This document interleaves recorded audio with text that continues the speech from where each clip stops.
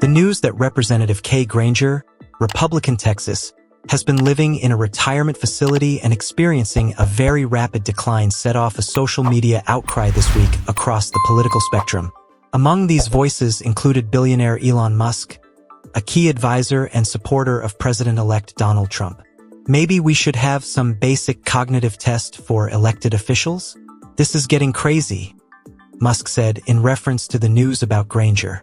Former Department of Education Press Secretary Angela Morabito said Granger's staff was possibly complicit. Wow. Representative Granger, Republican Texas, who hasn't voted on a bill in 6 months, has been living in a nursing home in secret. Records show she has a staff of 25. If any of them knew, and it would be hard not to know, they are complicit, Morabito shared on X. Former Texas State Representative Jonathan Stickland also commented about Granger, expressing that he was aware of her memory issues. No one should be mad at Representative Granger. 6 years ago, as an elected official who worked regularly with / around her, it was obvious she had serious memory issues. She has had no idea what was going on for a while. Yet her friends, family, and staff lied to her. They failed to protect her and left her in office for their own benefit. Be mad at them. Praying for peace for Representative Granger, Stickland posted. Utah Republican Senator Mike Lee said the news about Granger marked a compelling case for term limits. Granger's absence was first reported by the Dallas Express on Friday, which quoted a constituent of her district who said she was residing in a memory care facility in Texas.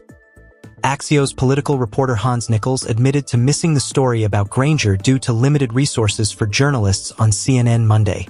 We have limited resources and limited time to report all these stories out. That said, we should have gotten the Granger story. I mean, I'll own part of that as someone that spends some time on the Hill. Collectively, we're all guilty. Individually, it's hard to parse out guilt, Nichols said. The Granger story comes after a year that was defined by President Biden's cognitive and mental fitness issues that ultimately led to him being forced out of the Democratic nomination. Reports have emerged of a coordinated effort to conceal his diminishment from the public. White House Press Secretary Karine Jean-Pierre, who repeatedly dismissed questions about Biden's ability to serve, told CNN in June 2022 that she herself had a hard time keeping up with the president. "Don, you're asking me this question?" A visibly stunned Jean-Pierre exclaimed. "Oh my gosh.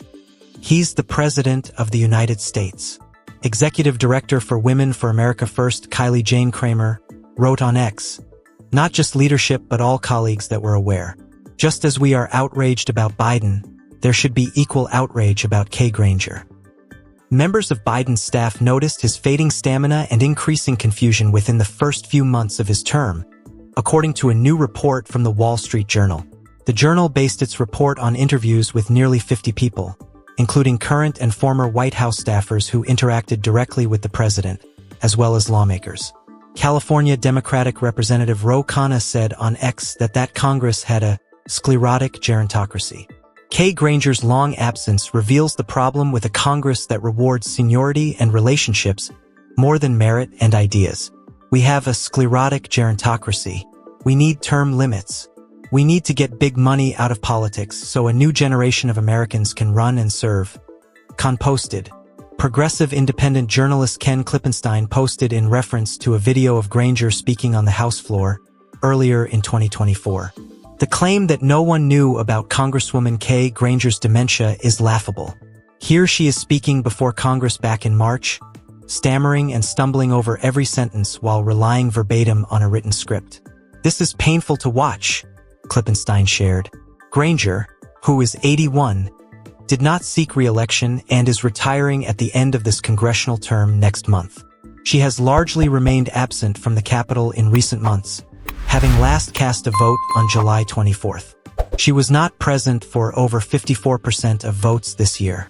She also stepped down from her position within the House Appropriations Committee, which drafts the bills that fund the federal government.